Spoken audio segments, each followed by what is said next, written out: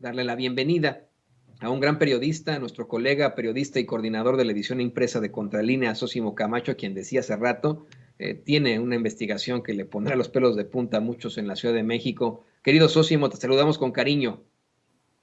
¿Cómo estás, Toño? Qué gusto saludarte. Agradezco mucho tu generosidad, agradezco mucho el espacio y un saludo fraterno a este equipo que encabeza Vicente Serrano. Muchas gracias por la invitación.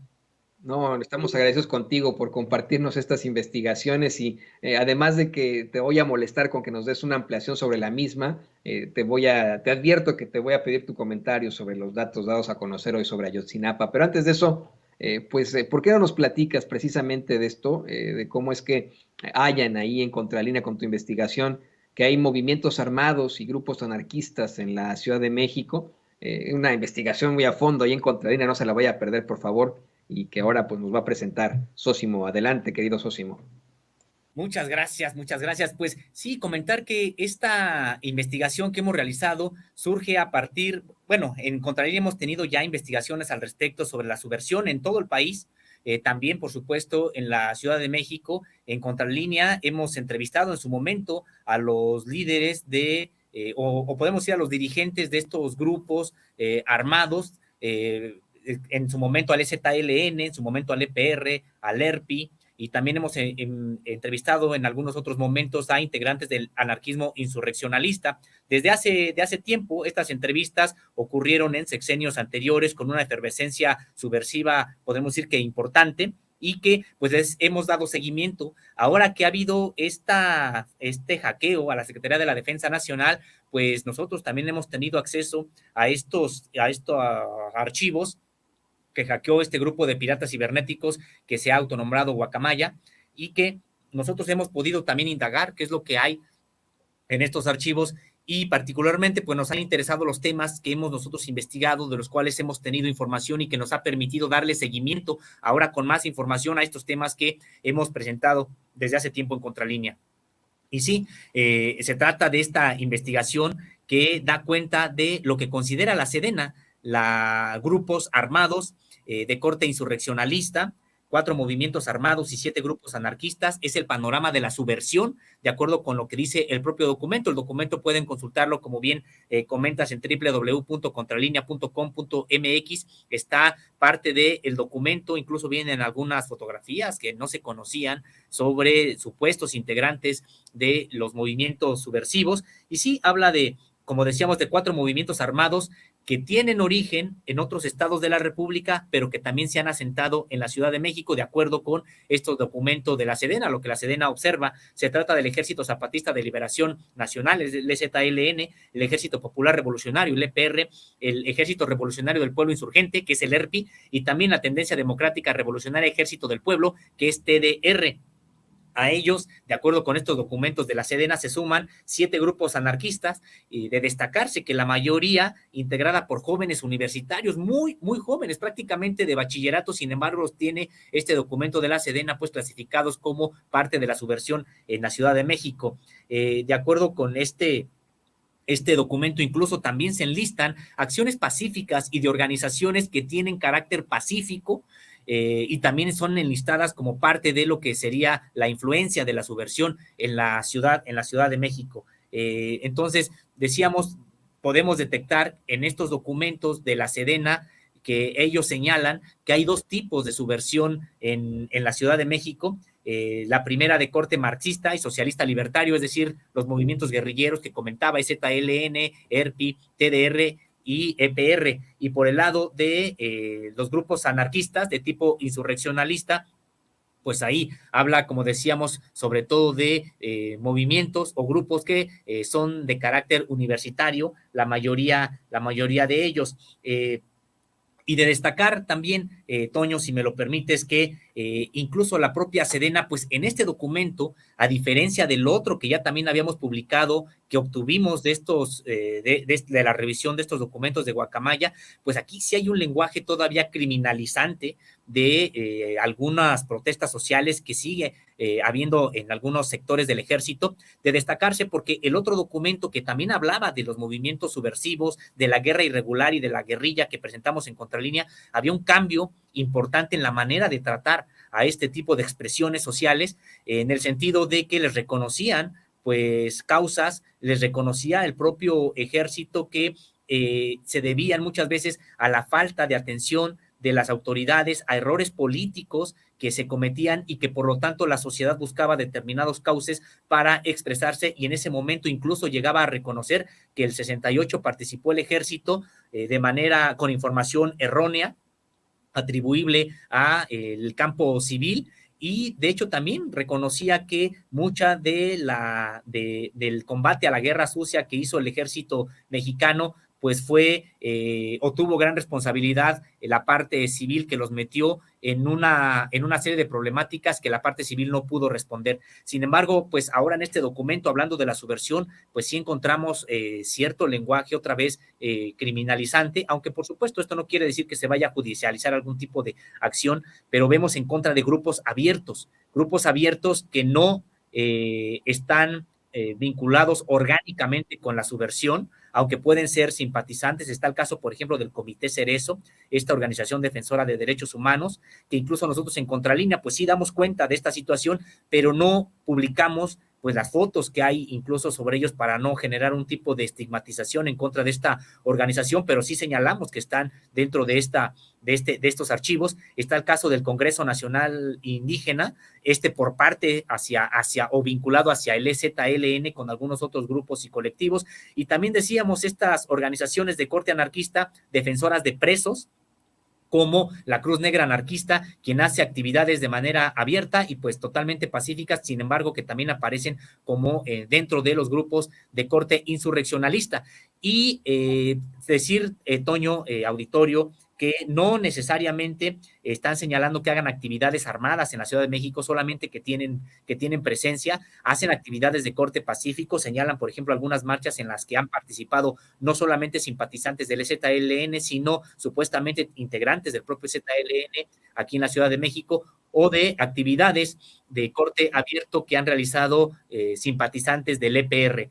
Con respecto de los anarquistas, sí mencionan a estas organizaciones, sin embargo, señalan que no ha habido acciones armadas de los grupos anarquistas o colocación de bombas, que es lo que también habían hecho ya en el pasado. No ha habido durante el presente sexenio. Estas ataques importantes que hicieron los grupos anarquistas ocurrieron los últimos en 2018, es decir, durante el sexenio de Enrique Peña Nieto, pero es parte de este panorama de la subversión que considera la Secretaría de la Defensa Nacional hay en la Ciudad de México. Me gustaría insistir en eso, Sósimo, en la peligrosidad en todo caso de que esto, que pueda significar esto, simple y sencillamente, pues una formación, un agrupamiento de personas que a lo mejor tienden hacia ideas más radicales. ¿Hay algún tipo de peligrosidad que podamos distinguir dentro de estos grupos que nos planteas, de los grupos armados, los 4 movimientos armados que están ahí ya en la Ciudad de México, y de estos 7 grupos anarquistas en la Ciudad de México? O simple y sencillamente podemos pensar en los anarquistas para marchas, para tal vez disturbios durante protestas. ¿Qué nos puedes decir sobre la peligrosidad de estos movimientos armados y grupos anarquistas? Así es. Bueno, pues mira, yo sinceramente pienso que no significan un riesgo para la ciudadanía en términos generales. Creo que ya tienen presencia, no es de que se hayan instalado apenas en este sexenio aquí en la Ciudad de México, como comentaba hace un principio. En realidad nosotros hemos dado cuenta de la presencia de ellos, de la subversión, no solamente en los estados, en las comunidades, por ejemplo, de Guerrero, de Chiapas, de Oaxaca, de la Sierra de Chihuahua, sino que hay, por supuesto, presencia de movimientos armados, subversivos en la Ciudad de México, que no necesariamente pues signifiquen algún tipo de peligrosidad. Incluso por algo también comentarlo, Toño, históricamente nunca han atentado en contra de la sociedad. Históricamente estos grupos, tanto los grupos armados como los grupos anarquistas, pues han atentado en lo que consideran símbolos de un poder opresor. En el caso de las guerrillas, pues sí, recordamos en el pasado ataques en contra del ejército mexicano o de determinadas instituciones, incluso en contra del alto sector empresarial en la época de los 70s, de los 80s todavía. Ya después no hemos visto ningún tipo de acción en ese sentido, pero también no hemos visto nunca una sola acción en la que hayan atentado en contra de la ciudadanía. En el caso de los grupos anarquistas, bueno, pues tampoco han atentado en contra de la ciudadanía, me refiero en términos generales, los grupos realmente anarquistas que están en la subversión o en el corte insurreccionalista, pues han atentado en contra de la Conferencia del Episcopado Mexicano, en contra de algunos bancos, en contra de lo que consideran ellos el poder político o económico. Aparte hay que mencionar otros grupos de provocadores que no necesariamente son anarquistas y que muchas veces se les cataloga de esa manera, pero estos grupos que están detectados aquí por la Sedena sí son grupos de corte anarquista que, como te decía, nunca han atentado en contra de la sociedad, no lo han hecho los grupos armados tampoco. Sin embargo, creo que es importante tener esta información porque también hay que ver cómo lo ve la propia Secretaría de la Defensa Nacional, y lo que comentaba hace un momento, creo que no podemos estigmatizar o criminalizar a quienes han simpatizado con ellos desde hace muchos años y que siempre han estado en la lucha política pacífica y abierta. En definitiva, tienes toda la razón, hay que plantearnos eso desde el principio, no ha habido de ninguna forma algún tipo de agresión contra la sociedad de estos movimientos armados históricamente en México, no tiene nada que ver con lo ocurrido en Irlanda, por ejemplo, con el IRA o en el País Vasco con ETA, es una situación completamente distinta a la que ocurre en México. Qué bueno que nos lo puedas plantear aquí en Sin Censura. Ya para cerrar, y le voy a pedir a don David que nos grabe, querido Sósimo, por favor, danos tu opinión, tú como estudioso del caso, tú eres uno de los periodistas que más ha estudiado el desafortunado caso de la desaparición de los 43 normalistas de Ayotzinapa. Danos tu opinión ante pues este tema tan complicado. El New York Times da a conocer en las últimas horas una nota que, si me lo permites, si me preguntas tú o si me pregunta el público consentidor de Sin Censura, es pues en cuanto al rigor periodístico, en cuanto a la calidad periodística, hablándolo con un periodista como tú, pues es un mero golpeteo, ¿no? Desde el principio, Natalie Kitroyev y otros dos reporteros asumen que el presidente López Obrador había prometido ya haber llegado a la conclusión del caso, y eso nunca se ha planteado.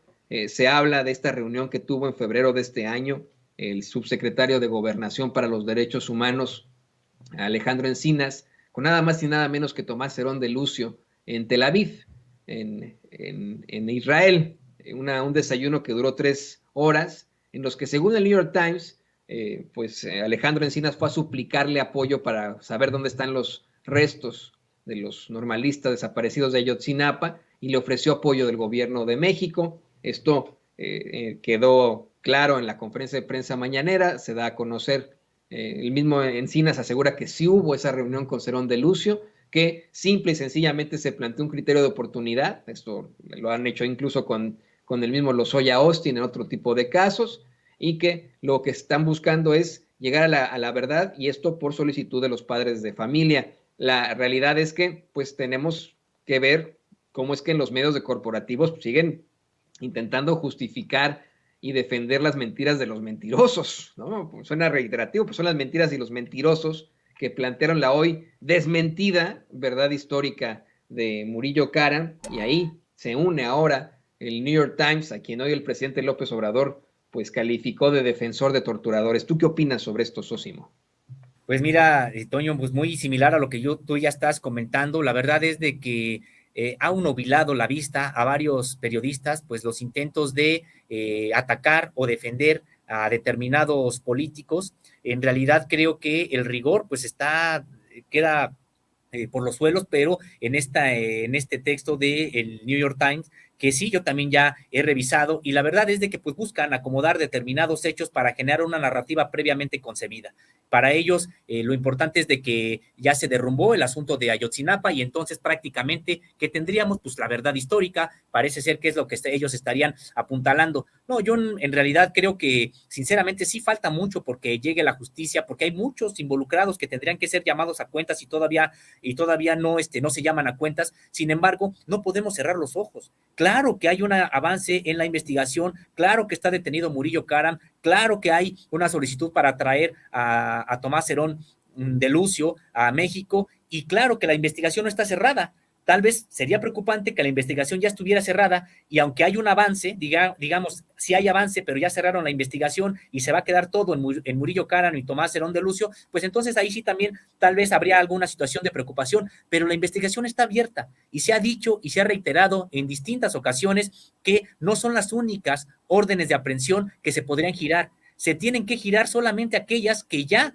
puedan ser sustentadas desde el punto de vista legal, jurídico y judicial, para que no después, en efecto, haya órdenes de aprehensión que se cumplimenten, pero que se tenga que dejar fuera a los implicados por una integración inadecuada. Entonces, de entrada, no son las únicas órdenes de aprehensión, se han cancelado algunas, pero han dicho, no es de que ya no se vayan a emitir, se podrán emitir conforme sigan avanzando las investigaciones, y ojo, no serán solamente a estas personas a quienes se podría pedir cuentas, sino también a otros funcionarios que ni siquiera han salido todavía en este informe tan amplio, muy exhaustivo, que presentó el subsecretario Encinas hace pues ya poco más de un mes, y que en realidad creo que es una investigación profunda que decíamos está en curso, y está en curso porque también es justo decir algo, no se podrían quedar las investigaciones con Murillo Karam, porque ni modo que Murillo Karam le haya ordenado a la Marina ir a esparcir algunos fragmentos, restos y costales ahí, contenido de unos costales en el basurero de Cocula. Tampoco Murillo Karam le ordenó a la Secretaría de la Defensa Nacional que no interviniera a pesar de lo que estaba conociendo al momento cuando se estaba desapareciendo a los 43. Es decir, este concierto de autoridades para primero perpetrar un crimen de Estado y luego ocultarlo, pues en realidad no debería de solamente llamar a rendir a cuentas a Murillo Karam. Por supuesto que participó el entonces secretario de la Defensa Nacional, Salvador Cienfuegos Cepeda, por supuesto que participó el secretario de Marina, Vidal Soberón Sáenz, por supuesto que participó el entonces titular del CISEN, y que también participó el jefe de todos ellos, que sería Enrique Peña Nieto. Si a mí me preguntaran, pues creo que sí, falta todo eso, falta mucho, pero la investigación está abierta y no se pueden empezar a generar órdenes de aprehensión que después no puedan ser sustentadas, y que, como ha dicho, creo que tiene razón el presidente de la República, el día de hoy, pues lo que han buscado es dinamitar el caso. ¿Quiénes están buscando dinamitar el caso? Pues los responsables y algunos de sus amigos, como están precisamente hoy en el New York Times, tratando de entorpecer, porque no están tratando de informar, están tratando de entorpecer unas investigaciones que se están llevando a cabo en el gobierno de México, y esperemos que, digamos, que sigan adelante. Tampoco nosotros podemos bajar los brazos y decir ya con eso nos conformamos. No, hay que seguir exigiendo a la propia autoridad que profundice las investigaciones y que sí se vaya llamando a cuentas a todos los responsables. Definitivamente es absolutamente necesario que no nos quedemos con esa muy desmentida verdad histórica, que busquemos la verdad con justicia, como lo hacen ustedes ahí en Contralínea. Yo le ruego a usted que nos ve, que nos escucha, y sí, como dicen en el New York Times, que fue a suplicar Encinas, yo le suplico y le ruego a usted que tire a la basura al New York Times y a muchos de estos medios corporativos que no le están llevando la verdad con justicia. Le suplico, por favor, que busque medios independientes como Contralínea, como Sin Censura, y te agradezco, querido Sósimo, que nos hayas apoyado hoy con esta información sobre los grupos armados, sobre los movimientos armados y los grupos anarquistas en la Ciudad de México, que nos des tu opinión sobre el caso Ayotzinapa. Por favor, compártenos tus redes sociales y cómo es que la gente puede leerte ahí en Contralínea. Pues muchas gracias, agradezco mucho tu generosidad, y como te decía, pues un abrazo también para ti, para todo el equipo. Es un placer estar con ustedes, y sí, los temas que investigo, que publico, pues los pueden encontrar en www.contralinea.com.mx. Me encuentran a mí en redes sociales como @Sosimo_contra, ahí en Twitter, y bueno, pues estoy siempre también dispuesto a entablar comunicación ahí en las redes sociales. Muchísimas gracias al querido Sósimo Camacho, usted lo conoce, periodista y coordinador de la edición impresa de Contralínea. Y le pido a don David que nos grabe, antes de ir con nuestra queridísimos dos colegas, con los que también me gusta mucho platicar, con los que me gusta mucho también coincidir. Me refiero, por supuesto, a Alina Duarte, quien se encuentra en estos momentos en Sao Paulo, Brasil, a quien le digo bem-vinda, querida Alina, y por supuesto también a Jaime Hernández, el editor de La Jornada Sin Fronteras y gran corresponsal de guerra. Primero, la lucha con belleza. Querida Alina, bem-vinda, Sin Censura. Hola, ¿qué tal, querido Toño? Pues aquí ya estamos en el minuto a minuto, ya a unos días de las elecciones en Brasil. Yo muy feliz de estar por estas latitudes y pues también muy afortunada de que sea también el público de Sin Censura quien en parte pues haya hecho posible también este nuevo reto. Entonces pues ya estamos acá y estaremos en transmisión en todas las emisiones. Si todo sale bien, para dar las últimas novedades de la contienda electoral en estas latitudes. Y así como le digo a la querida Lina Bem-vinda en portugués, pues como el querido Jaime Hernández está en la Ciudad de México, le digo, ¿qué onda, carnal? ¿Cómo te va?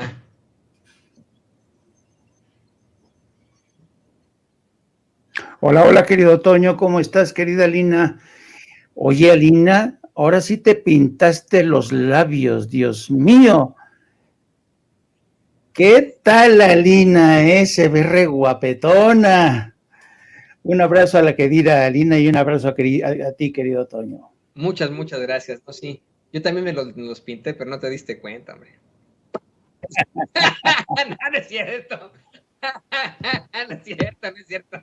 No, pero oiga, es que ya casi llega el viernes de pitorreo, hay que subirle un poco el tono. Está la cosa medio difícil con las últimas revelaciones de las que estaremos platicando en unos momentos más. Pero ¿qué les parece, queridos compañeros, que aprovechando que Alina está ahí en Sao Paulo, pues hacemos una proyección precisamente para el domingo? Ya el domingo es una elección que yo platicaba ayer, por ejemplo, con mi esposa y con muchos de ustedes en las redes sociales.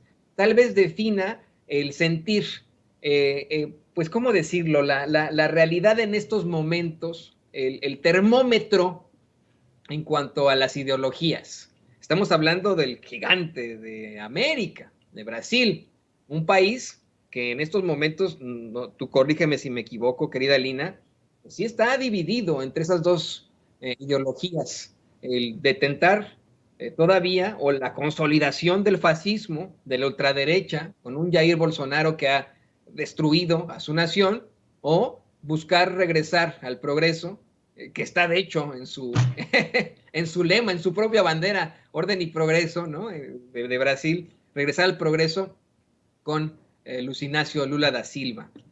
Esa es la realidad. A eso se enfrenta en estos momentos no solo Brasil, el mundo entero está volteando a ver esa elección ahí, en el gran gigante de América, en Brasil. Esta será probablemente una elección que defina muchos sentires, que defina muchos termómetros. No sé qué opinas tú, querida Lina. Pues mira, querido Toño, en realidad esto es más preocupante aún, ¿no? De lo que parece. No solamente se trata, como en todos los procesos en América Latina, yo les he dicho, votar es la parte más fácil dentro de un proceso nacional. Sin embargo, los caminos suelen ser aún más largos. La llegada de un gobierno progresista en su momento, como el de Lula da Silva en el año 2003 y después reelecto hasta el 2010, pues permitió acabar con esas brechas de desigualdad, con el hambre en este país, y el golpe de Estado, bueno, permitió, ¿no?, que su sucesora, Dilma Rousseff, llegara también a la presidencia, y más tarde, con el golpe de Estado a Dilma, pero también con la persecución a Lula, vino no solamente un impedimento de profundizar esos cambios, sino un retroceso. Y hoy estamos hablando de un país con más de 33 millones de personas en condición de hambre, no tienen nada que comer diariamente, es una situación bastante caótica, pero por otro lado también está el afianzamiento de una ideología sumamente conservadora. Este país, a diferencia de otros en América Latina, por ejemplo, no tuvo un proceso de independencia revolucionario, ni mucho menos. Lo más cercano han sido gobiernos medianamente progresistas de centro izquierda en su momento, pero que no han avanzado, ¿no?, hacia un tránsito revolucionario. Aquí la independencia fue un poco decirles, bueno, les dejamos el territorio, ¿no? No se vivió como en nuestros países, que costó mucha sangre, mucha lucha, muchos años. Aquí fue un proceso un poco más de sucesión territorial. Entonces, no vienen de una tradición combativa, y lo más combativo ha sido justamente, creo, y no creo exagerar en realidad, ha sido organizarse en contra de los sectores no solamente conservadores, sino de ultraderecha en este país, que es lo que representa a alguien como Jair Bolsonaro, que está en contra de la eutanasia, en contra del aborto, en contra del matrimonio igualitario, pero pareciera también, ¿no?, con sus actos, incluso su familia está envuelta en este caso de asesinato de la activista mujer negra, lesbiana, como Marielle Franco.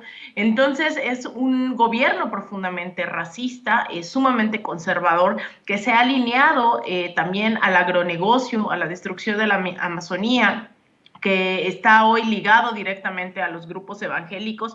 Entonces, la pregunta es, ¿cómo es posible que más de 50 millones de personas estén respaldando este gobierno? Bueno, eso es lo peligroso, que no se trata solo de Jair Bolsonaro, se trata de un movimiento profundamente conservador, anclado en el tema militar, en el tema evangélico, en los agronegocios, y que sigue avanzando. Y yo incluso, más allá de lo que va a pasar este domingo, que sé que no es una cuestión de álgebra básica, no es una cuestión de sumar nada más a los y las votantes, sino que en realidad se trata de entender que la disputa por el futuro de millones de brasileños y brasileñas no se va a dar solamente el día domingo. Eso va a ser, digamos, un avance, porque todo indica que es Lula da Silva quien va a ganar, insisto, no es una cuestión de matemáticas, pero teniendo el apoyo de los candidatos que quedaron en tercero y cuarto lugar en la primera vuelta, más las alianzas que ha hecho, incluso con sectores de centro derecha, de derecha, ¿no? Su compañero de fórmula, yo lo he dicho aquí, Geraldo Alckmin, es alguien que pues ha sido su enemigo, incluso compitió en contra de Lula da Silva en su momento para la presidencia, etcétera, etcétera, y hoy es su compañero de fórmula. Entonces viene con una serie de alianzas que pues en primera no sé cuánto permitirían girar a la izquierda, la otra es que se tiene que restaurar un Estado de Derecho básico en este país, que también no requiere de mucho progresismo, ¿no? Sino de que opere el funcionamiento del Estado, simplemente algo que se abandonó, ¿no? El Congreso, etcétera, etcétera. Y también, hablando del Congreso, se viene, independientemente de quién gane, pues tiene un futuro bastante complicado, toda vez que el Senado y el Congreso viraron hacia el conservadurismo. Entonces, imagínense que llega a ganar, que es lo más seguro, insisto, Lula da Silva, eso pues ante un escenario de un Senado conservador, un Congreso sumamente conservador, pues no le permitiría avanzar, al menos en reformas estructurales que requieran de la aprobación del legislativo.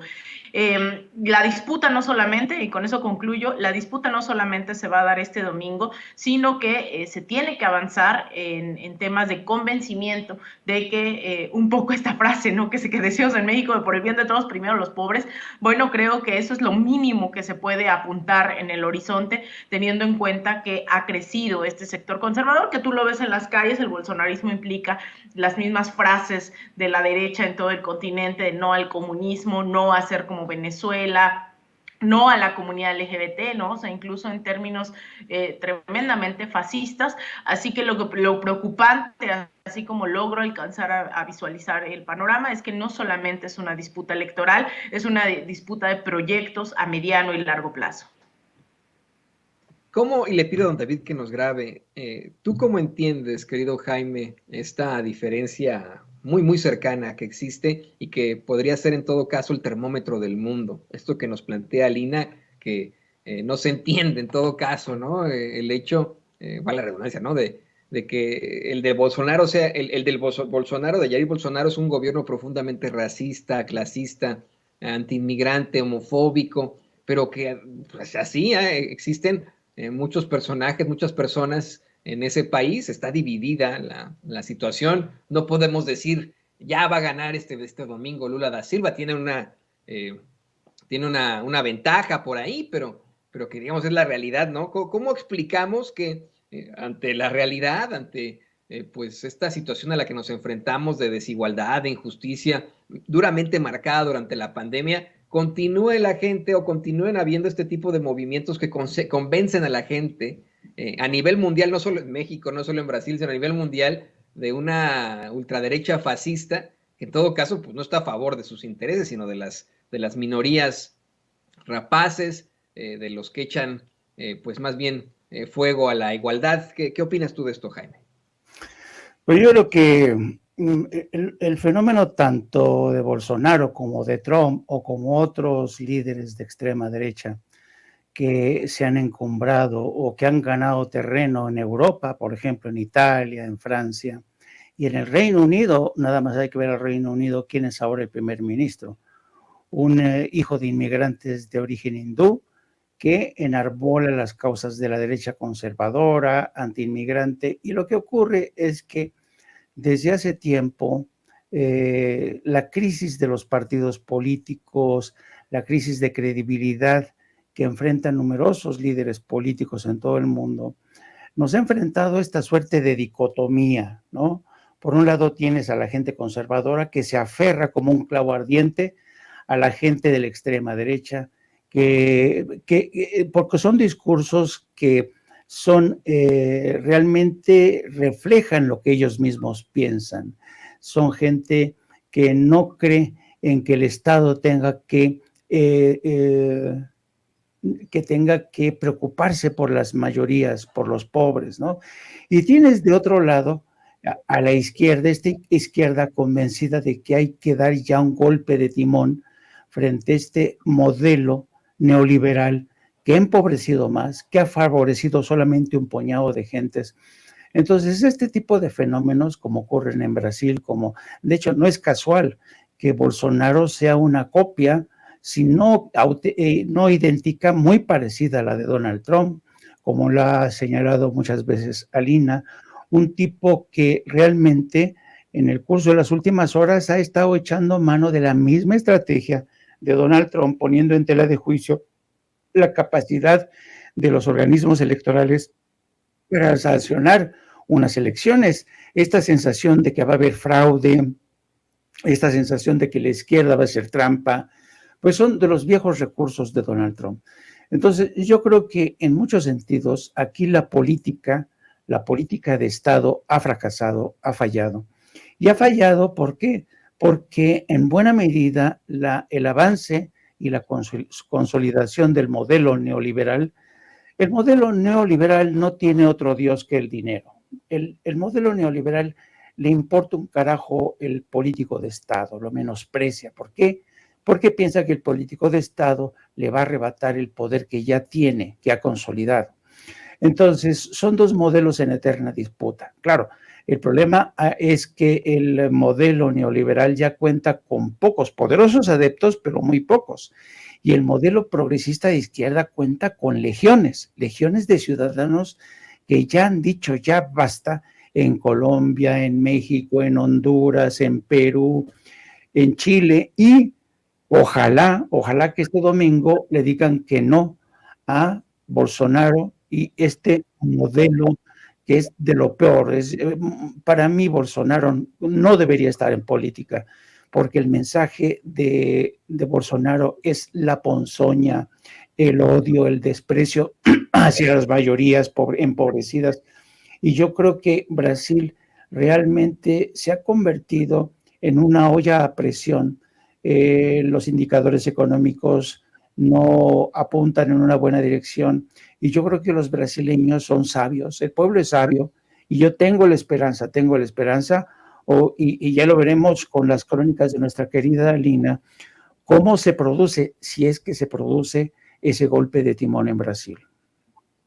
Pues mira, dices que son personajes que no deberían pertenecer a la política. En México tenemos varios. Una se llama Lili Téllez, otra se llama Kenia López Rabadán, otra se llama Xochitl Gálvez, pero bueno, de estos pululan, ¿no?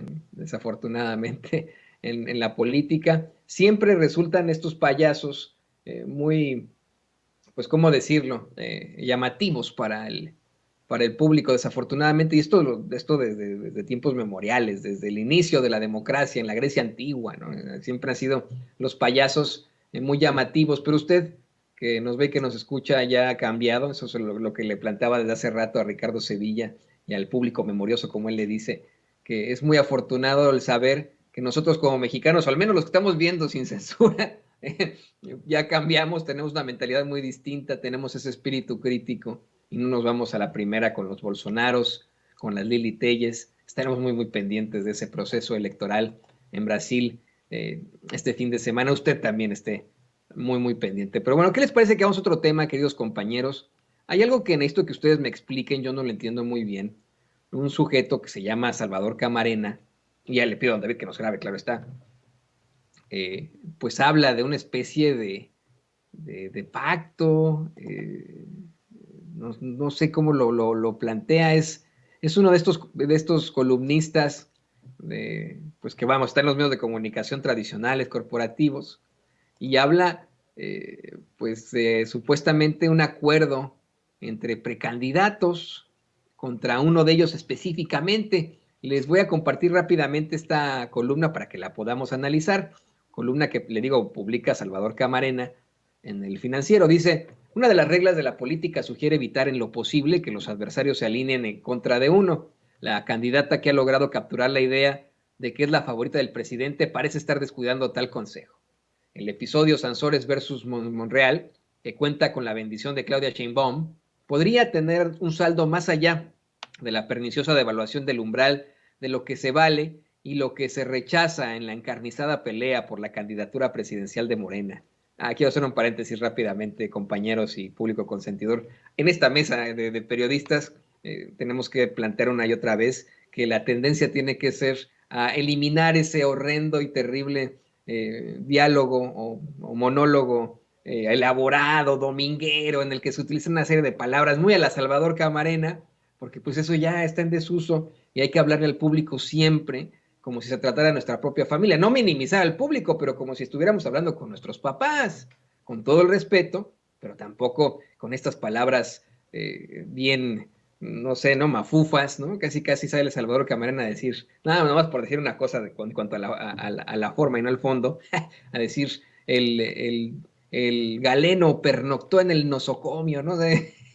También lo platicábamos el otro día con Manuel Ibarra, pero bueno, dice: permitir que Laida machaque con mensajes que podrían ser producto del espionaje al senador zacatecano y que encima la campechana formule la amenaza de que tiene cientos más de esos materiales, orillaría a buscar alternativas de supervivencia e incluso de revancha, y conste que la animadversión de Fresnillo con Claudia no surgió a partir de esta semana, pues hasta la ha acusado de tener de tiempo atrás un sistema de bots para atacarle. ¿Cuál de tiempo atrás? Pues si unos días atrás dijo eso, ¿no? No de tiempo atrás. Si hay algún, eso es mi paréntesis, ¿no? Si hay alguna animadversión, existe pues desde que los dos buscaban la jefatura de la Ciudad de México y que fue Claudia Sheinbaum la que quedó como la pues candidata de Morena, ¿no? Bueno, si lo anterior se suma que el canciller Marcelo Ebrard parece estársele acabando el año sin que sus aspiraciones alcancen el ímpetu requerido para lograr momentum, entonces a estos dos personajes se les prefigura un escándalo en un escenario de alianza, pero no solo entre ellos, cosa que ya se había más o menos mencionado, sino con quien podría disputarle a la jefa de gobierno la simpatía que más cuenta en esta batalla, la de Palacio Nacional. Sí, sumarse de alguna manera a la precandidatura de Adán Augusto López Hernández. Bueno, y aquí ya saca sus fuentes, ¿no? Fuentes bien informadas, sabe que es la típica, ¿no? Fuentes bien informadas mencionan que una primera plática al respecto habría ocurrido el pasado 7 de octubre. Ese viernes, los tres suspirantes habrían sostenido un intercambio tendiente al establecer una alianza de facto, una que no cancela necesariamente las aspiraciones de ninguno de los otros integrantes de esta especie de triunvirato. El acuerdo sería de carácter... Bueno, mire, yo no quiero hacer más especulaciones, mi querido Jaime, mi querida Lina, porque de eso no se trata el periodismo. Fíjense, no sé cómo lo aprendieron ustedes cuando lo estudiaron en sus propias carreras, pero yo tuve varios semestres de columna, al menos unos 3 semestres de columna, si no me equivoco, 2 o 3 ahí en la Septién, vamos, en estricto sentido, el objetivo era ese, sí, ¿no? La columna es una opinión personal de, vale la redundancia, el columnista, que debe sustentar con datos duros, con información específica, con el rigor periodístico, que es la aplicación del método científico a una investigación, ¿no? Eso de las fuentes y del hablar de un triunvirato para defender al pobrecito de Monreal, pues sí me llama mucho la atención. No sé qué opines tú, querida Lina. Pues mira, yo creo que ya definitivamente estamos, ¿no? Con un pie en el 2024, lo cual es bueno y lo cual es malo, ¿no? En el mismo sentido.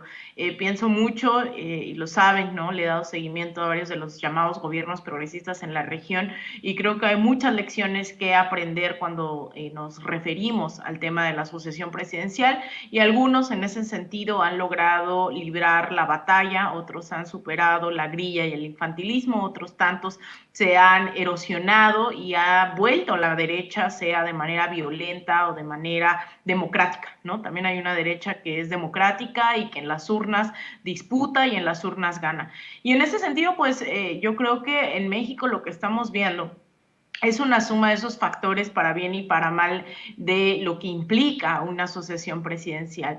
Yo pondría sobre la mesa el caso de Ecuador, cuando llega Rafael Correa y tiene un amplio respaldo, al final ponen al que tiene justamente con este método que se busca emplear en México, pone de sucesor a quien iba mejor solamente en las encuestas, sin tener una militancia probada, acercamiento con los movimientos sociales, una conciencia de clase, ponen al favorito de las encuestas y no tardó ni un día en revertir el proceso Lenín Moreno, ¿no? Incluso se fue en contra de los movimientos sociales, con los cuales también, bueno, el correísmo había tenido varias fricciones con el movimiento feminista, el movimiento indígena, y Lenín Moreno entrega los muchos pocos avances que había tenido la Revolución Ciudadana, se lo entrega a los bancarios, se lo entrega a los medios de comunicación y se voltea a la derecha, permitiendo que además de perseguir política y jurídicamente el llamado lawfare a toda la dirigencia del correísmo, incluido el mismo Rafael Correa, que está acusado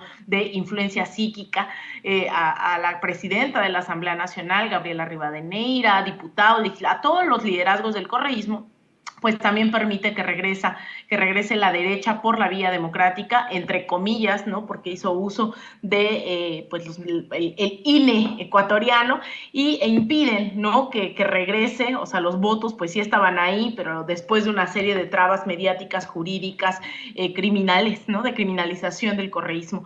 Entonces no basta con ser el más popular, ¿no? No basta con tener las encuestas, ni basta con hacer alianzas, hace falta una formación política dentro de los relevos generacionales, de los relevos, en este caso, de gobierno, y no lo estamos viendo hoy en México, y estamos hablando de simpatías, hoy estamos hablando de especulaciones, y no ha habido, ¿no? Porque dicen que todavía no son los tiempos, a pesar de que vemos publicidad de todos los que quieren suceder al gobierno, no vemos un debate pues formal de cuáles son las propuestas de cada uno, de cada una de ellas, y eso de alguna forma pues sí me prende las alarmas, ¿no? De saber hacia dónde está apuntando la llamada cuarta transformación en un futuro. En cambio, hay otros proyectos también en América Latina que han decidido apostarle para bien y para mal, con burocratización, con errores, aciertos, etcétera, pero que le han apostado al relevo generacional con formación de cuadros, con medios de comunicación también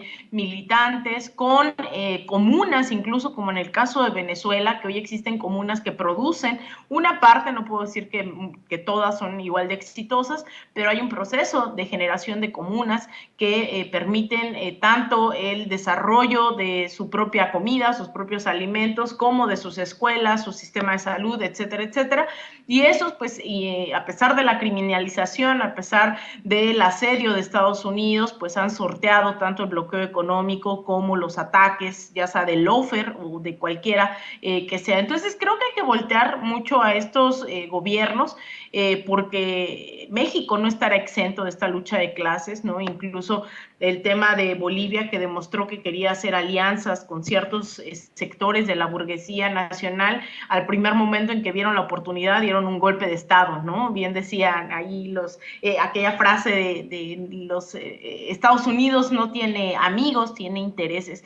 Entonces, esto se da en el marco de estas competencias por la sucesión. Lamentablemente, todavía estamos lejos de ver un debate sobre los proyectos. Hay quienes definitivamente sabemos que su trayectoria no les da como para asumirse revolucionarios y transformadores, ni mucho menos, y aún así quieren estar en la boleta, pero también no me sorprende que haya alianzas en ese sentido, y creo que estas alianzas, estas grillas, estas posturas, ¿no? de infantilismos, pues solo pueden ser superadas con más información, con más organización, con el estar debatiendo en nuestras comunidades, en nuestros estados y a nivel nacional, pues qué proyecto queremos, evaluemos cuáles son hasta ahora los errores, los retos, los aciertos, los logros de la Cuarta Transformación y así asegurar, ¿no?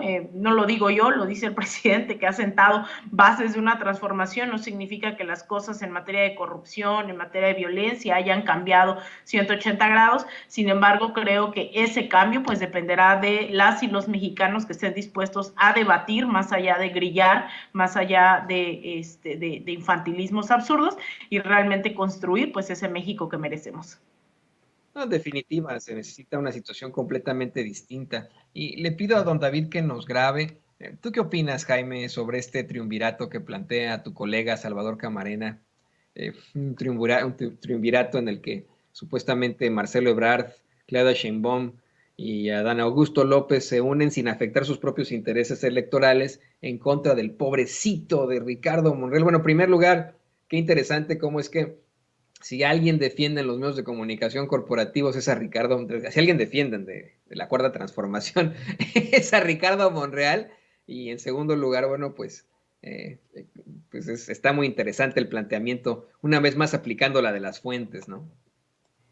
Sí, yo creo que esta columna de Salvador evidentemente despide un tufo monrealista. Es evidente una columna que Salvador Camarena ha utilizado para, digamos, hacerle el caldo gordo a Monreal, a Ricardo Monreal, y es altamente especulativa, como tú bien dices. Y yo le encuentro un poco jalada de los pelos, pero fíjate que más interesante que la columna de Salvador Camarena, que ya sabemos por dónde respira, se me ha hecho muy, muy, muy interesante lo que acaba de plantear Alina Duarte, que es una mujer que sabemos que tiene como misión la formación política. Y yo creo que una de las palabras, una de las frases que ha empleado, la forma en que ha articulado las ideas Alina es fascinante, porque ciertamente vayamos más allá de la columna de Salvador Camarena, como ha hecho Alina Duarte. Y yo creo que estamos en un terreno no explorado nunca. Si hacemos caso de la palabra del presidente, en esta ocasión no va a haber dedazo, ¿no? Y por eso mismo sería deseable que los ciudadanos escucharan más de los candidatos que están en contienda y que no nos dejemos llevar por los afectos o las simpatías que tenga el presidente por uno o por otra candidata. Yo creo que el tema, como estamos en un nuevo terreno, es indudable, querido Toño, querida Alina, que mucho del respaldo que tiene tras de sí Claudia Sheinbaum tiene que ver mucho con las simpatías del presidente. Es decir, no nos engañemos. Entonces, no existe dedazo, pero al mismo tiempo sí existen guiños, ¿no?, de simpatía hacia determinada candidata. Eso no podemos ocultarlo, ¿no? Ahora, también es cierto que Claudia es una mujer muy competente, muy eficaz, muy leal, muy honesta, es una mujer confiable, ¿no? Yo a Ricardo Monreal básicamente no le creo y no confío nada en él. Pero por eso mismo es importante la parte que señala Alina. Es importante que en México se discutan ideas y que no se decida a partir de simpatías. Y por eso yo creo que es muy importante esta labor de formación política en México, para que la gente sepa realmente qué es lo que está en juego. Porque una de las famosas frases que se repite casi siempre después de un proceso electoral es: las elecciones tienen consecuencias. Y esto es cierto. Una vez que votas por alguien, ya no hay forma de echar marcha atrás. Nos ha pasado con Enrique Peña Nieto, nos pasó con Vicente Fox, ¿te acuerdan? Que nos prometió una transición y luego que se convirtió en la gran traición. Entonces, yo sí creo, estoy de acuerdo con Alina, que es necesario entrar al terreno del debate, al terreno de las ideas, porque yo quiero saber qué es lo que me ofrece Claudia, yo quiero saber qué es lo que me ofrece Marcelo Ebrard, quiero también saber qué podría ofrecer Gerardo Noroña, ¿no? O qué puede ofrecer Adán Augusto López Hernández. porque si nos dejamos llevar por las reacciones, las pulsiones, las simpatías, pues podemos incurrir en grandes equívocos.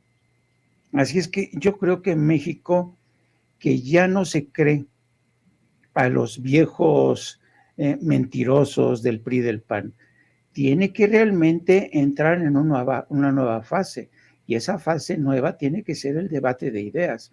Así es que yo creo que es bien cierto que el presidente López Obrador ha dado un golpe de timón en la dirección correcta, pero tampoco a mí me gustaría, ¿sabes?, que fuera esto el próximo proceso de selección presidencial. No me gustaría que fuera una simple simulación, un paripé, no. Me gustaría que fuera realmente un proceso abierto, donde se escuchen las ideas, pero también que cuente el currículum, la trayectoria, ¿no? Y ya por eso, fíjate, ya tan solo por trayectoria, yo no confiaría en absoluto con Ricardo Monreal. Yo no confío en Ricardo Monreal solo por la trayectoria. Ya tratará de venderme el paraíso, pero conozco su trayectoria. Entonces yo creo que es necesario que los ciudadanos se conviertan realmente en ciudadanos que asuman sus responsabilidades, ¿no? No solamente estén pensando en los beneficios, que asuman su responsabilidad de deliberar, de informarse, que no dejen que otros hagan su trabajo por ellos, ¿no? Así es que sí, yo coincido ampliamente, hay que ir más allá de este mar de especulaciones, de este mar de guiños que vamos a enfrentar en el curso de los próximos meses, querido Toño. Y pues otros tampoco tienen también un panorama muy esperanzador de las cosas que hicieron, tienen sus asegúnes, ¿no? Mucha gente cuestiona la gestión precisamente de un Marcelo Ebrard ahí al frente de la jefatura de gobierno de la Ciudad de México. Haciendo el comparativo, es que fue muy difícil, ¿no? Llenar los zapatos de un personaje como Andrés Manuel López Obrador, que en la Ciudad de México, por ejemplo, para dar el comparativo nada más, ¿no?, consiguió establecer un segundo piso que no cobran, ¿no?, que la gente, al que la gente se puede subir sin ningún cobro, mientras que en el sexenio de Ebrard, en la Ciudad de México, pues se crearon 2 extensiones de ese segundo piso, tanto para el Estado de México como para parte del sur de la Ciudad de México, que sí cobran y mediante las cuales se ejerció una situación de secuestro de la ciudad por las obras que habían, mucha inconformidad, o como cuando se planteaba que el presidente andaba siempre, bueno, el ahora presidente Andrés Manuel López Obrador como jefe de gobierno, andaba siempre en Susuru, y cómo es que en su momento criticaban mucho a un Marcelo Ebrard por andar en helicóptero. Esto lo planteo, compañeros, para que la gente se dé cuenta que aquí nadie tiene pues ningún tipo de fiabilidad, ¿no? No estamos ni a favor de Monreal, ni de Ebrard, ni de Claudia Sheinbaum, ni de Adán Augusto López, pero pues al hablar precisamente de esta parte bíblica, para que vean, de esa parte bíblica del Evangelio según San Mateo, de por sus obras los conoceréis, ¿no? Así que, pues bueno, muy interesante. A mí, por ejemplo, me viene a la mente el incidente de Heydar Aliyev, pero eso lo platicaremos en otro momento, queridos compañeros. ¿Qué les parece que vamos a otro tema de esta muy interesante mesa de trabajo en la que estamos en estos momentos? Precisamente otros de esos que tienen una larga cola que les pisen es el ministro nombrado por Felipe Calderón en su momento, Luis María Aguilar, este cuate que en su momento fue ministro presidente de la Suprema Corte de Justicia de la Nación, y al que se reveló le pagamos hasta los pinches lentes, o hasta los lentes que usa se pagan mediante nuestros impuestos, mediante lo que obtienen ahí en cuanto a prestaciones en el Poder Judicial, ¿no? Terrible, pero y él como ministro de la Suprema Corte de Justicia obviamente recibe un salario multimillonario, ¿no?, que se convierte en multimillonario obviamente al pasar de los meses, una serie de prestaciones, y hoy en la conferencia de prensa mañanera, de hecho le voy a pedir a mi equipo que vayamos poniendo este clip para que lo podamos platicar.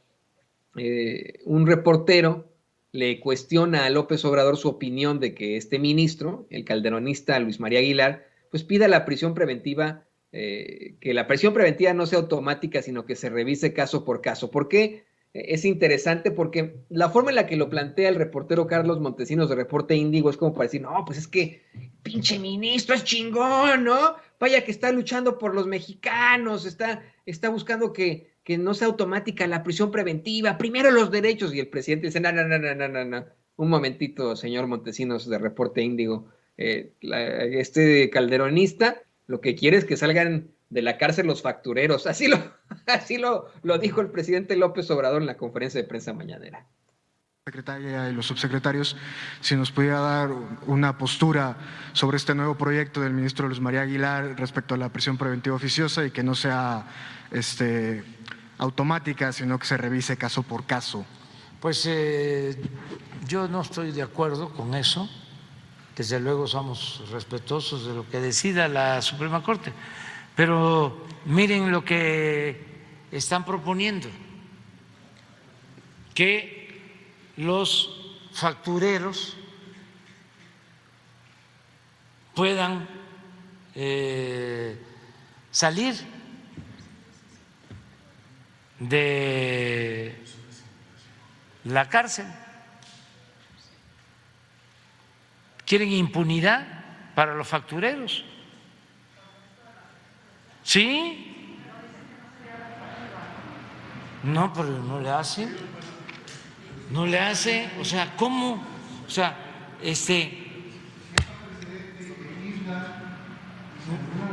pues sí, la Corte otra vez, sí, pero además, de veras, es vergonzoso. ¿Cómo proteger a delincuentes? Nada más porque son potentados o de cuello blanco, que no tienen otras cosas que hacer, que no hace falta que haya justicia para el pobre. ¿Por qué solo están dedicados a proteger a los potentados y además corruptos? Nos costó muchísimo el que se tipificara como delito este tipo de defraudación fiscal. Era vergonzoso lo que sucedía. Si hasta han quedado sin castigo quienes se dedicaban a promover la evasión fiscal, despachos fiscales con facturas falsas, haciendo transacciones millonarias, ofreciendo, tú tienes que pagar tanto a la hacienda pública, tienes que pagar 100 millones, pero si me das 1 millón, yo me encargo con facturas falsas de que no pagues. Y eso es lo que quieren ahora, que aceptemos.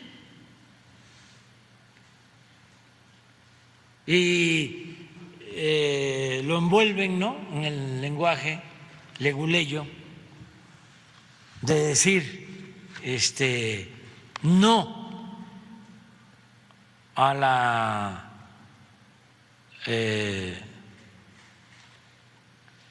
detención o prisión preventiva. ¿Saben qué es eso? De que se le deja todo al juez y el juez decide al final. No hay ningún proceso de investigación.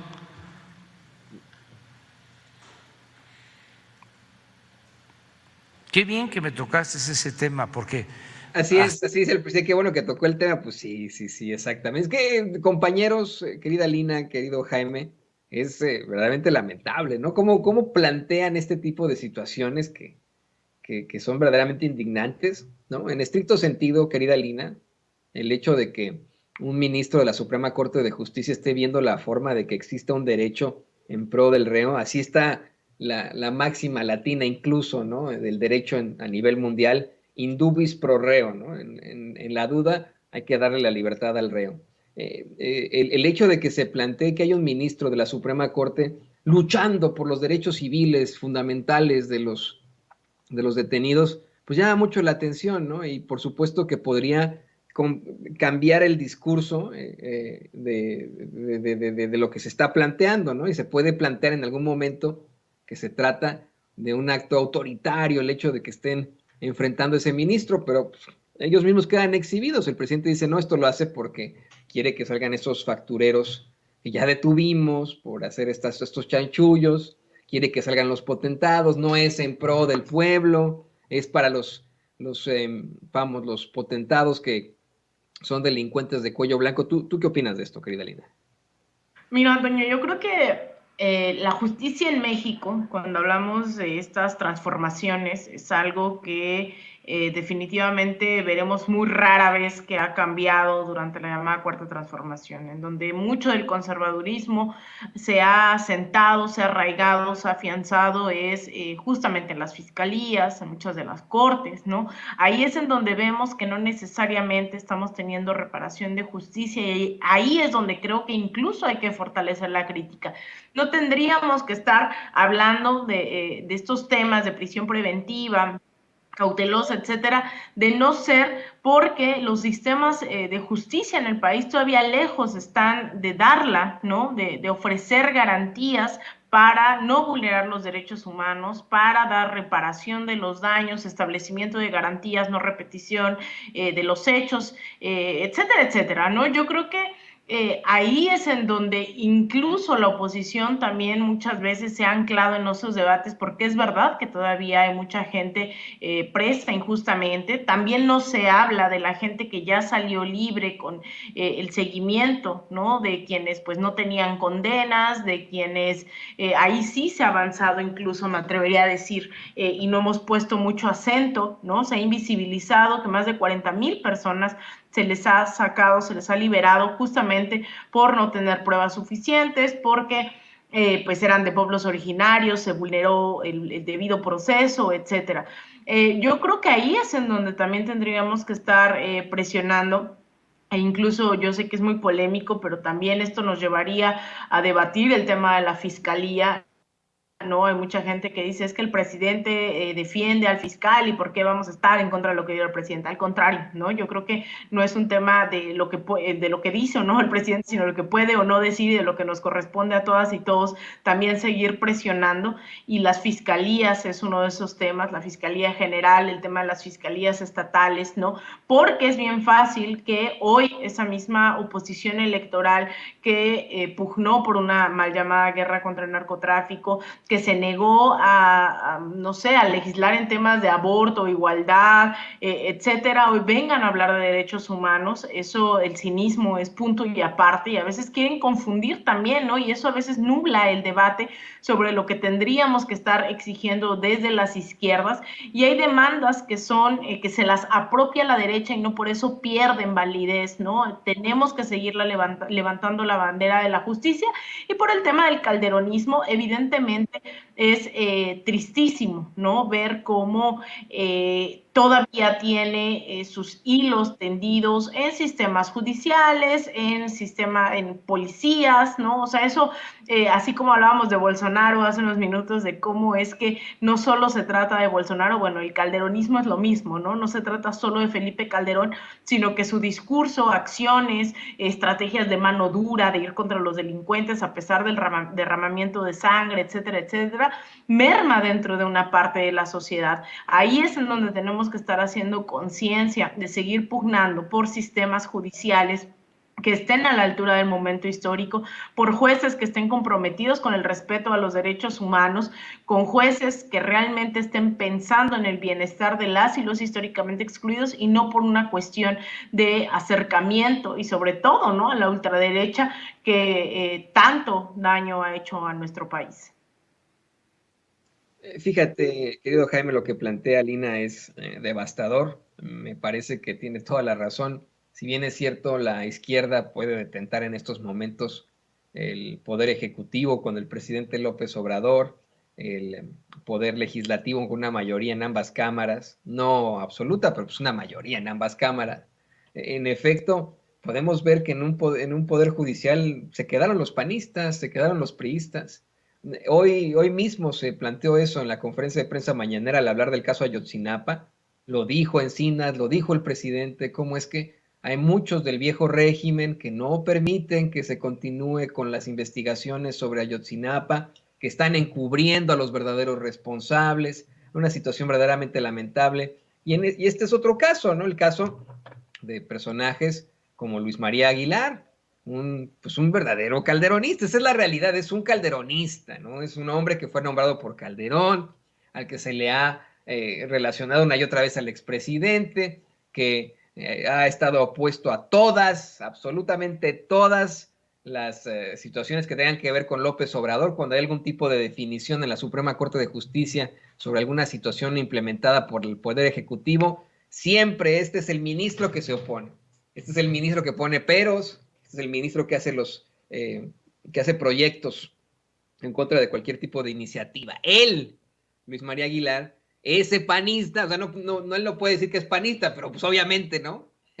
Ese panista, como acá en Estados Unidos sí podemos hablar de los jueces que son del Partido Republicano, del Partido Demócrata, bueno, pues ese panista está determinando de esta forma, nos juega el dedo en la boca diciéndonos que pues la prisión preventiva tiene que buscarse que no sea automática y quede exhibido como otro panista que simple y sencillamente quiere que los potentados salgan de la cárcel, los factureros no enfrenten las consecuencias. ¿Tú qué opinas de esto, querido Jaime? Híjole, fíjate que si tuviéramos que estar en una clase de periodismo, yo le pondría al título de esta clase la forma en que los intereses creados influyen en la prensa y en la justicia. En el caso de Luis María Aguilar, es evidente que hay intereses poderosos detrás de esta propuesta de Luis María Aguilar. No hay que olvidar que esta propuesta surge de las peticiones de la Comisión Nacional de Derechos Humanos, que a veces considera como injusta la aplicación automática de la prisión oficiosa para gente que después se pudre en la cárcel sin que se les haga un juicio. Ahí tenemos el caso de Israel Vallarta, por ejemplo. Pero también es muy cierto que uno de los peticionarios para este cambio son los propios senadores. Y ya sabemos los senadores cómo se las juegan. Ahí tenemos el caso, por ejemplo, de Ricardo Monreal, un hombre muy poderoso que tiene contacto continuo con la Suprema Corte porque él es responsable de, pues, sobre todo de legislar, de ver de qué manera se puede meter mano negra en el tema del aparato judicial. Así es que no me extraña esta nueva propuesta de Luis María Aguilar, que responde, que básicamente se puede decir que es una justicia a la carta donde el más poderoso siempre va a tener mayores recursos para defenderse, para mover palancas, porque tiene los recursos suficientes. Estas son legislaciones, nuevos cambios por incluso modificar la Ley de Seguridad Nacional, que tendría beneficiarios claros con nombre propio. Ahí está el señor Collado, el gran abogado del salinismo, el gran abogado que podría salir en libertad, ¿no?, si esto se modifica. Es decir, solo beneficiaría a los más ricos y a los poderosos. En el caso de Ayotzinapa, a mí se me hace realmente escandaloso la forma en que The New York Times deja entrever esa vena projudía, porque yo no sé si ustedes revisaron o han revisado bien ese artículo, ese reportaje. Si se dan cuenta, el artículo te voy a leer solamente el párrafo. Tú ya hiciste el favor, querido Toño, de leer, pero solamente les voy a leer un párrafo. Fíjate bien lo que dice este Adelante, párrafo. adelante. Es clave para entender cómo se están manejando las cosas. Dice, el párrafo empieza con el nombre de la abogada de Tomás Herón.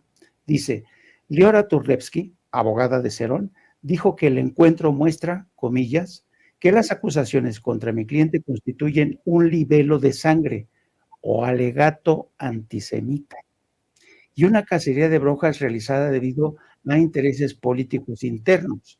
Cerón, dijo la abogada Turlewski, niega todas las acusaciones en su contra y no retiene ninguna información en conexión con el caso. Bueno, el hecho de que el New York Times aclare que lo que está tratando de decir la abogada es que aquí están presentando contra Tomasa Cerón un alegato antisemita, te dice mucho. ¿Por qué? El New York Times nunca ha ocultado su política en defensa del Estado de Israel. Nunca, nunca. 2, están citando a la abogada de Cerón y esta mujer, Leora Turlewski, se da la circunstancia que es la misma abogada que lleva el caso de Andrés Remer. Entonces, esta abogada, Leora Turlewski, es una abogada especializada en casos problemáticos, es decir, en defensa de criminales que buscan cielo seguro en Israel.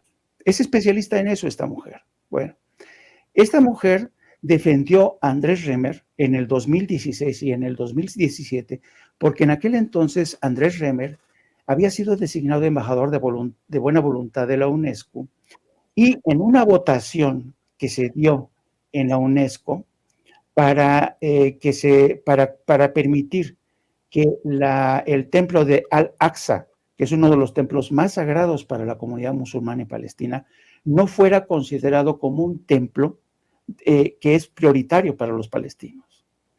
Andrés Remer se salió de esa votación y el Estado de Israel lo premió. Y esta mujer lo defendió y dijo que la campaña contra Andrés Remer era política, sin contar todos los pecados de Andrés Remer. Bueno, ahora esta abogada nos dice que el señor Tomás Herón se está presentando contra él un alegato antisemita. Fíjate nada más lo increíble de todo esto. Un periódico como el New York Times que deja entrever su vena projudía y además permite que una abogada trate como una inocente paloma al señor Tomás Herón. Existe una última instancia en el Estado de Israel, el Ministerio de Interior, que siempre revisa estos casos porque la especialidad de esta abogada es no solamente defender a sus clientes como Tomás Herón y Andrés Remer, sino que garantizarles la ciudadanía, que tengan todos los derechos. Entonces, Tomás Herón se siente muy protegido por esta abogada que tiene gran influencia en el Estado de Israel, en el gobierno. Y hay acusaciones contra ella en el sentido de que se ha convertido precisamente en especialista en defender a criminales, a delincuentes que aspiran a tener la ciudadanía para mantener la protección del Estado de Israel. Entonces, resumiendo, en el primer caso estamos de los intereses creados que vienen del poder económico, pero también el poder político que se embosca en el Senado y que se alía con Luis María Aguilar para sacar este nuevo cambio a la ley de detención oficiosa. Y en el segundo caso, la falta de ética del New York Times, al no esclarecer quién es en realidad esta abogada que está defendiendo al señor Tomás Herón. Hay varias notas al caso, como siempre son notas de Natalie Kitroyev, quien sigue sin presentar ningún tipo de rigor periodístico. Ahí está también la firma Ronan Bergman y Oscar López. Estuve buscando la nota per se en la que se da a conocer esta entrevista que tuvo en su momento Tomás Herón de Lucio con Alejandro Encinas, pero fíjate, querido Jaime, fíjate, querida Lina, ¿no? Cómo es que desde el principio, ¿no? El encabezado, por ejemplo, de la nota de Natalie Kitroyev es completamente golpeador, ¿no? El caso Ayotzinapa se resolvió en México hasta que las pruebas se desmoronaron, ¿no? Y el primer párrafo es así, ¿no? El presidente de México dijo que su gobierno al fin había resuelto el misterio detrás de la perturbadora desaparición de 43 estudiantes. ¿Cuándo dijo eso? ¿Cuándo dijo López Obrador eso, que habían resuelto el misterio? ¿Cuándo? De verdad, está cabrón, esto es ridículo. Nunca ha dicho eso, ha dicho que siguen las investigaciones, que no se detendrán hasta conocer la verdad, pero nunca han dicho que ya resolvieron el misterio. Fíjate, ¿no? Esto es lo que dice Natalie Kitroyev. El presidente de México dijo que su gobierno al fin había resuelto el misterio detrás de la perturbadora desaparición de 43 estudiantes, uno de los peores abusos de derechos humanos en la historia reciente del país. ¿De dónde sacaron eso Natalie Kitroyev, Ronen Bergman y Oscar López? ¿No? O sea, está de locos la forma en la que se utiliza un medio que es, insisto, ¿no? Pilar del periodismo aquí en Estados Unidos, pero que ha incurrido en una serie de irregularidades gruesas, ¿no? Esto es grueso para el periodismo, esto es inaudito. Yo nunca he entendido eso de las notas que se escriben por varios compañeros, ¿no? Es como si de pronto agarraran el teclado, ponle, ¿no? Querido Jaime, querida Lina, ¿no? Que nos dicen, a ver, en el New York Times, ustedes tres periodistas hagan una nota, ¿no? Yo no la veo, ¿no? Que entre nosotros tres, yo te diga, oye, Lina, a ver, tú escribe la A, tú, querido Jaime, por favor, escribe la S. No, pues es absolutamente ridículo, en primer lugar, y en segundo, estas irregularidades terribles en cuanto a su rigor periodístico, de verdad, de escuela, de universidad, de incurrir en este tipo de situaciones, y todo por una ideología. Le voy a pedir, hecho, a don David que nos grabe para escuchar nada más ya con esto la conclusión de Alina sobre precisamente esto que se plantea en la mañanera, lo que ya platicaba también el querido Jaime sobre lo que pues se ha venido diciendo acerca del caso Ayotzinapa y el actuar del New York Times en cuanto a las investigaciones, cómo quedaron exhibidos hoy como, pues vamos, los que están apapachando en todo caso, o los que están defendiendo a los torturadores en lugar de a los jóvenes desaparecidos o a sus familias. Tu opinión, querida Lina. Mira, el caso Ayotzinapa es una de esas máximas expresiones del rol que han jugado los medios de comunicación en criminalizar absolutamente todo lo que tenga que ver con justicia, ¿no? Desde los mismos estudiantes que se les ha venido criminalizando por pertenecer a las comunidades más pobres, por alzar la voz, ¿no? Y también porque, pues de ahí sabemos, han salido grandes guerrilleros de Ayotzinapa como Genaro Vázquez, ¿no? Que pues al final también aportaron desde la lucha campesina, desde la lucha de los y las pues históricamente marginadas. Desde ahí ha venido un proceso de criminalización, de estigmatización por parte en su momento del Estado mexicano, y después al momento de protestar, al momento de ser reprimidos, al momento de pues incluso de su detención y desaparición, los estudiantes vieron en grandes medios corporativos una revictimización, vieron una persecución, incluso una legitimación de la llamada verdad histórica. Entonces, los medios de comunicación han jugado, estos grandes medios corporativos, un papel denigrante, un papel cómplice. Y no me sorprende, ¿no? Que de repente el New York Times se haga el progresista en el caso de Estados Unidos, ¿no? Que ni progresista, ¿no? Se trata de defender los intereses de ciertos miembros del mismo establishment que lucen más progres. Pero el New York Times fue uno de estos medios que también justificó, por ejemplo, la guerra en Irak, ¿no? Que difundió estas imágenes para beneficiar al complejo industrial militar, y así hay muchos ejemplos del rol que ha jugado el New York Times. Entonces, en el caso de Ayotzinapa, pues no me sorprende, pero nuevamente también no hay que confundir lo que siguen siendo demandas, ¿no?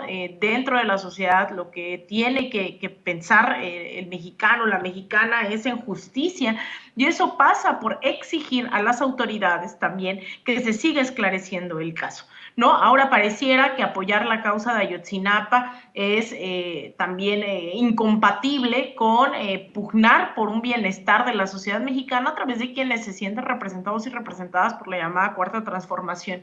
A mí me llamó mucho la atención que el último 26 de septiembre yo esperaría que también muchísima gente siguiera saliendo a las calles acompañando a los padres de familia, e incluso cuando sabemos que esta es una demanda justa en su plenitud, que vean el exigir al gobierno ejecutivo, estatal, etcétera, pues justicia, ¿no? Esto no es un golpeteo, y eso hay que aprender también como parte de la madurez política, el hecho de exigir justicia social, el hecho de exigir reparación de los daños no nos hace golpistas. Golpistas quienes avientan la piedra, esconden la mano y no tienen interés en construir, tienen interés en defender sus privilegios, de los cuales van mermando, no podría decir que se van acabando, porque también hay muchos empresarios, muchas de esa llamada mafia en el poder que se sigue beneficiando. Hoy en la Cuarta Transformación, el presidente hizo un frente amplio en el año 2018, en el cual incluyó a sectores incluso conservadores como el PES, ¿no? Un partido pues abiertamente conservador, estas alianzas que permitieron que llegara a la presidencia, pero no va a ser el presidente el que va a radicalizar ese proceso, ¿no? Va a ser la ciudadanía exigiendo justicia, y el caso de Ayotzinapa es muy sensible. No vamos a defender a medios corporativos que ya sabemos el rol que buscan, ya sabemos, ¿no?, que ahora resulta que el PAN, el PRI, todos estos están buscando justicia, y eso definitivamente hay que hacerlo a un lado. Más bien hay que establecer este diálogo, estas exigencias, esta construcción desde dónde aportamos, desde dónde nos informamos. Por eso es que es tan valioso este espacio del cual podemos ser libres como el viento, y no exagero, podemos disentir y tener muchísimas opiniones diversas. Sin embargo, aquí nunca se nos ha dicho qué opinar o qué no opinar. Es un espacio el cual yo celebro mucho, porque de ahí nace la conciencia de una información comprometida con la verdad, con la justicia. De ahí podemos reflexionar e incluso también organizarnos, ¿no? Y teniendo las herramientas, los datos, la historia, el panorama completo, pues entonces también eso nos permite pues organizarnos. Entonces yo cerraría diciendo que los medios corporativos son deleznables cuando se posicionan, pero además fingiendo desde una presunta objetividad,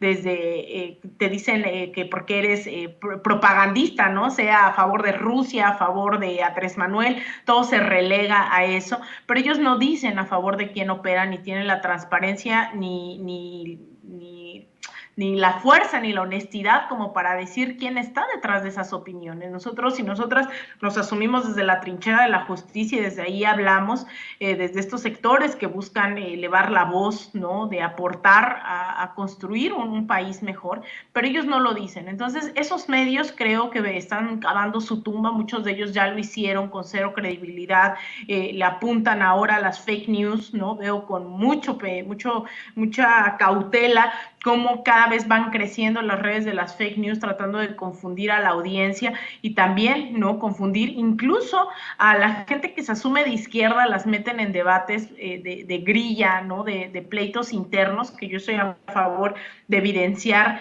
cuando se trata de alguien interno, un enemigo interno, ¿no? Los conservadores dentro y fuera del gobierno, también creo que eso es parte de estar bien informados y de tomar postura. Sin embargo, pues no hay mucho que esperar de ellos, pero sí mucho de nuestra audiencia, mucho del pueblo mexicano que ha seguido avanzando en las luchas sociales, y que podamos construir, ¿no?, ese horizonte de justicia para todas y todos, y en este caso específico, pues que se logre justicia y verdad para el caso de Ayotzinapa. Definitivamente, yo no me voy a cansar de también exigir eso. Duele todavía seguir haciendo esa exigencia de vivos se los llevaron, vivos los queremos, ahora que se dan a conocer estas investigaciones, pero me uno, por supuesto, a ese lamento por la constante y perpetua voluntad de darle a cada quien lo que le corresponde, querida Lina. Te agradezco, por supuesto, por esto. Compártenos tus redes sociales para que la gente se ponga en contacto contigo allá hasta Sao Paulo, Brasil.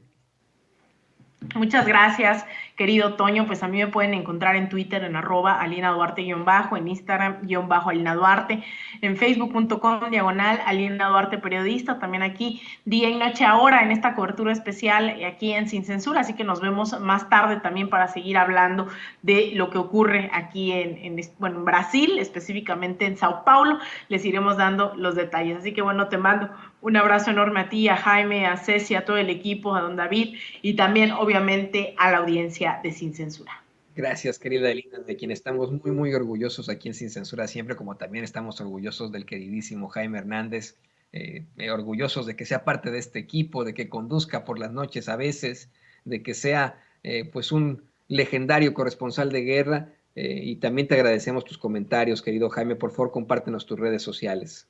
Muchas gracias, Toño. Pues sí, ustedes me pueden seguir a través de mi canal de YouTube No Apto para Cínicos. Transmitimos todos los días a partir de las 14 horas. También les pido que me sigan a través de mis redes sociales, de mi cuenta de Twitter, @Jaime Journo, y también a través de la sección de la Jornada Sin Fronteras de nuestro gran periódico La Jornada. Un abrazo a la gran Elina, mucha suerte en esa cobertura, un gran abrazo, querido Toño, y pues nos vemos luego.